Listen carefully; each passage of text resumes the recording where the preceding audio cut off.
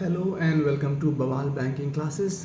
आज हम लोग एलआरएस और आईएफएससी के संबंध में पढ़ेंगे, बट उससे पहले please pause the video and go through the copyright disclaimer that this video is for educational purposes only. देखिए, एलआरएस का मैं फुल फॉर्म समझ लीजिए। एलआरएस मतलब होता है लिबरलाइज रेमिटेंस स्कीम, ठीक है।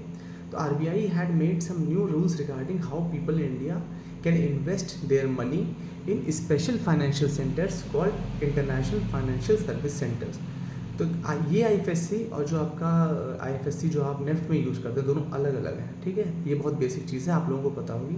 तो जो इंटरनेशनल फाइनेंशियल सर्विस सेंटर्स होते हैं, ये हर देश में होते हैं लगभग। जैसे इंडिया का जो है वो गिफ्ट सिटी है गुजरात में, ठीक है, सूरत में। उसी तरह से ये हर देश में होते हैं। तो अब ये जो सेंटर हैं, ये बेसिकली क्या करते हैं, जो इंटरनेशनल फाइनेंशियल एक्टिविटीज़ होती हैं उनको प्रमोट करते हैं, और लॉज जो भी उनके रूल्स रेगुलेशन होते हैं उनको फॉलो करते हुए आज की डेट में भी नया जो रूल आया उसमें क्या है कि अब जो इंडियन रेजिडेंट्स हैं, ये इनको परमिशन मिल गई है इस बात की कि ये लोग इंडिया के से जो पैसा है वो आईएफएससीज में भेज सकते हैं। किस पर्पज़ के लिए? स्टॉक्स के पर्पज़ से।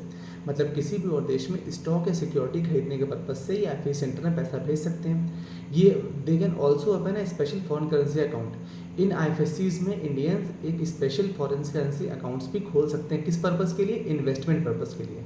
ये इन्वेस्टमेंट सिक्योरिटी और स्टॉक से संबंधित है, ना कि कंपनीज इन्वेस्टमेंट से। However there are some rules to follow. क्या रूल्स हैं? The money sent to IFSC should only be used for investments in securities available there, not for investing in companies और entities outside this centre.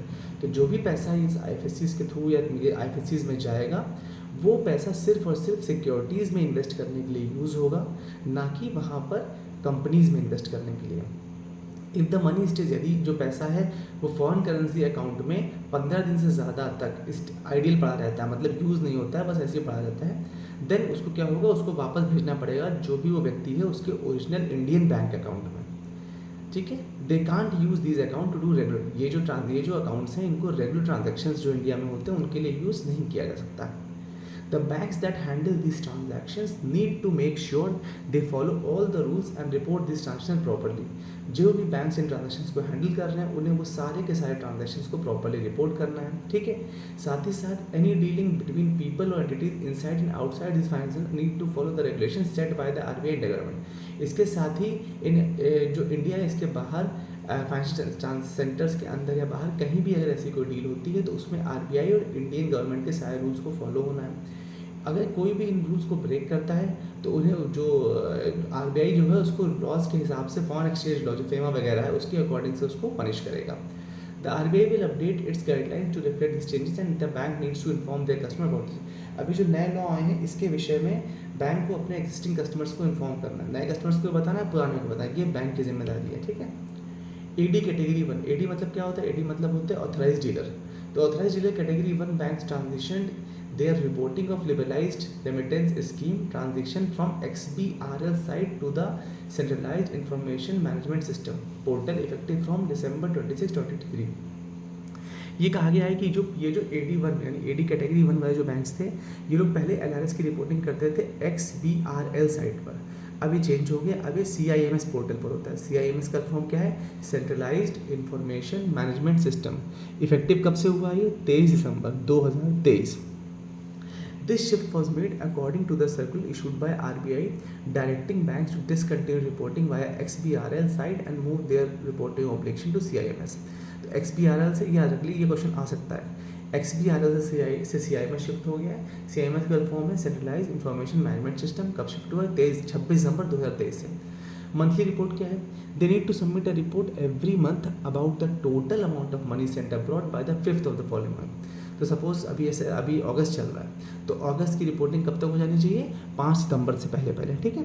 हर अगले महीने की 5 तारीख से पहले जो भी पहला पैसा भेजा गया अब्रॉड उसका डिटेल। डेली रिपोर्टिंग क्या है? Additionally they have to report every day from December 26 onwards about the money sent abroad the previous day. This daily report should be submitted on the next working day. जो daily report है वो अगले दिन submit होगी, जो monthly report है वो next month में 5 तारीख तक सबमिट हो जानी चाहिए। If for any particular period there is no data to report, the banks still need to upload a report stating nil to indicate that there was no transaction during that time. All this information has to be uploaded once onto a specific website provided by RBI। तो अगर मान लीजिए उस दिन किसी दिन कोई transaction नहीं हुआ है, नील ट्रांजेक्शन है, तो भी बैंक को नील ट्रांजैक्शन रिपोर्ट करने पड़ेंगे, नील लिख करके रिपोर्ट करना पड़ेगा। ये सारा जो रिपोर्टिंग है ये आरबीआई की वेबसाइट पे किया जाएगा, स्पेसिफिक वेबसाइट जो बताइए, ठीक है। LRS of $2 2,50,000 for the. तो अब देखिए LRS आपको पहले पता होगा, पहले सिर्फ 25 तक था, 25,000 तक था, अब कितना हो गया है, 2,50,000, 2.5 लाख हो गया है। Authorized dealers allow remittance by resident individuals up to $250,000 per financial year for permitted transaction। जो भी ट्रांजेक्शन परमिट्स हैं उनमें जो रेजिडेंट इंडिविजुअल्स हैं मतलब इंडिया के, वो लोग $2,50,000 तक इन्वेस्ट कर सकते हैं। Not available for corporate partnership for HUF transaction. ये जो है, ये जो लिमिट है, ये कॉर्पोरेट पार्टनरशिप फर्म HUF आदि पर अप्लीकेबल नहीं है, इन पे नहीं है, इनके लिए अवेलेबल नहीं है। अब इन्होंने एक पूरा वो बताया है, फ्लो चार्ट कह सकते हैं आप, कि LRS कैसे कैसे बढ़ा है। जैसे 2004 में 25,000 की परमिशन थी, 2006 में 50,000 थी, 2007 में 1 लाख हुई, फिर 2 लाख हुई, फिर 13 लाख, फिर 75,000 हुई 13 में, 14 में हो गई 25,000, 2015 में हो गई 2.5 लाख। ठीक है, देखिए अभी तक तो ये 2.5 लाख की चल रही है। ये देखिए पूरा दिया, आप चाहे वैसे इंपॉर्टेंट नहीं है, लेकिन आपको पता होना चाहिए कि 25,000 शुरू होकर के 2.5 लाख तक आ गया है। Eligibility and condition, scheme open to all resident individual including minors. ये जो स्कीम है ये सभी रेजिडेंट इंडिविजुअल, LRS स्कीम आई है, ये सभी पर अप्लीकेबल, सबके लिए ओपन है, माइनर्स के लिए भी। माइनर का जो फॉर्म A2 होगा वो किसके द्वारा साइन किया जाएगा, नेचुरल गार्जियन। जैसे माइनर के अब पता है हमेशा गार्जियन ही साइन करता है, तो जो नेचुरल गार्जियन होगा वो, ये फॉर्म A2 क्या है ये भी आगे हम लोग डिस्कस करेंगे, ठीक है, ये नेक्स्ट वीडियोज़ में आएगा कि रिपोर्टिंग का सिस्टम है इनका। तो फॉर्म A2 वैसे कौन साइन करेगा, नेचुरल गार्जियन माइनर केस में। Permitted transactions, remittances allowed for various purposes excluding specific prohibited और रिस्ट्रिक्टेड ट्रांजैक्शन। तो जो ट्रांजैक्शन जिन कैटेगरीज में परमिट किया गया सिर्फ उसी में करना है, बाकी सब पे रिस्ट्रिक्शंस रहेंगे। कैपिटल अकाउंट, करंट अकाउंट, ये देखिए कैपिटल अकाउंट ट्रांजैक्शंस में क्या कहेंगे, include acquisition of property abroad, overseas direct investment यानी ODI, extending loans to NRI etcetera. ये सब किसमें है, कैपिटल अकाउंट ट्रांजेक्शन। मतलब अगर प्रॉपर्टी ली जा रही है फॉरेन में, तो ओवरसीज डायरेक्ट इन्वेस्टमेंट हो रहा है या NRIs को लोन दिया जा रहा है, ये सब कैपिटल अकाउंट ट्रांजेक्शन्स में आते हैं। करंट अकाउंट ट्रांजेक्शन में क्या क्या आएंगे, प्राइवेट विजिट्स यानी घूमने फिरने गए, गिफ्ट दिया, डोनेशन दिया, बाहर नौकरी कर रहे हैं, एमिग्रेशन से पैसा आ रहा है, ठीक है। एमिग्रेशन और इमिग्रेशन दो चीज़ें होती हैं, याद रखिएगा, एक होता है इमिग्रेशन IMMI करके होता है, और एक एमिग्रेशन EMI। तो एक में जाता है, एक में आता है, दोनों अलग अलग चीज़ें हैं, मतलब बाहर के लोग यहाँ, यहाँ के लोग बाहर, ऐसा होता है, ठीक है। Maintenance of relatives, business trip, medical treatment and studies abroad, ये सब किसमें होंगे, करंट अकाउंट। छोटे मोटे जो करंट अकाउंट ट्रांजेक्शन में प्रॉपर्टी वगैरह ले रहे हैं, अब इन्वेस्ट कर रहे हैं, लोन वगैरह दे रहे हैं, तो ये सब कैपिटल अकाउंट में आएगा। Operational instructions to authorise persons, compliance and verification, compliance with act regulations under FEMA 1999, verification of necessary documents for transaction. तो जो भी इसमें कंप्लायंस होगी वो सब FEMA एक्ट के अंतर्गत की जाएगी, ठीक है। FEMA का फॉर्म क्या होता है, foreign exchange management act. Know your customer और AML यानी KYC और AML के प्रति स्ट्रिक्ट एडहेरेंस यानी इसको फॉलो किया जाएगा। प्रोसीजर और रिक्वायरमेंट, जो रिक्वायरमेंट है वो इंश्योर, ये इस बात की है कि कंप्लायंस इंश्योर करेगी किसके अंतर्गत, FEMA के अंतर्गत, ठीक है। और उसके लिए जो भी वेरिफिकेशन चाहिए फंड्स का वो किया जाएगा। जो भी टैक्स लॉस अप्लीकेबल है रेमिटेंस के ऊपर वो सब अप्लाई होंगे, कंप्लायंस किया जाएगा। जो क्रेडिट फैसिलिटीज़ प्रोवाइड करी जा रही हैं कैपिटल अकाउंट पर्पज़ के लिए, उस पर जो स्पेसिफिक प्रोहिबिटेड ट्रांजैक्शंस हैं उन पर रिस्ट्रिक्शंस रहेगा। जो रिपोर्टिंग और रिकॉर्ड कीपिंग है वो किसके माध्यम से की जाएगी, फीटर्स, ये याद कर लीजिएगा, फीटर्स, FETERS। तो फीटर्स के माध्यम से रिपोर्टिंग और रिकॉर्ड कीपिंग की जाएगी। ये फीटर्स है पोर्टल है, जैसे हम लोगों ने वो CIMS पढ़ा है वैसे फीटर्स भी है।